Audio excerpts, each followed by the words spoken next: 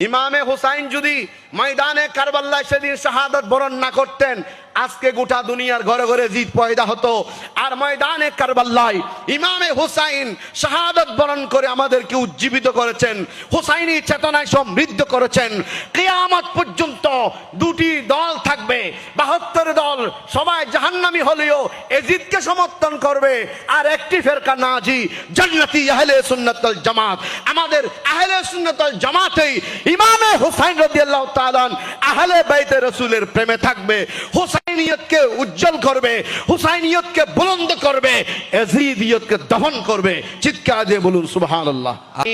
আর এই ফেরেশতা আমাকে সুসংবাদ দিল, আন্নাল হাসানা ওয়াল হুসাইনা সাইয়্যিদা শাবাবি আহলিল জান্নাহ। হে আল্লাহর রাসূল, আপনার খলিজার টুকরা দুই নাতি দহিত্র ইমাম হাসান হুসাইন জান্নাতের যুবকদের সম্রাট। আর একটু জোরে বলি। এরপর আমার নবীকে বললেন, ওয়া আন্না ফাতিমাতা সাইয়্যিদাতু নিসাই আহলিল জান্নাহ। আপনার কন্যা ফাতেমা জান্নাতের রমণীদের সর্দারনী, সম্রাজ্ঞী। আপনার ফাতেমার এই অবস্থা, আপনার নূরানী দুই দহিত্রের এই অবস্থা।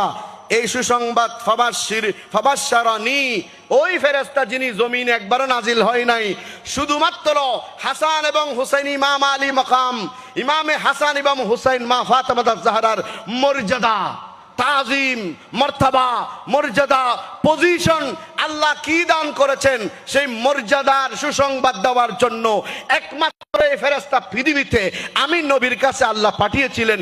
একমাত্র দুনিয়ায় প্রথম নাজিল হয়ে এই ফেরেশতা আমাকে এই সুসংবাদ দিয়েছেন। জোরে বলুন সুবহানাল্লাহ। আল্লাহু আকবার।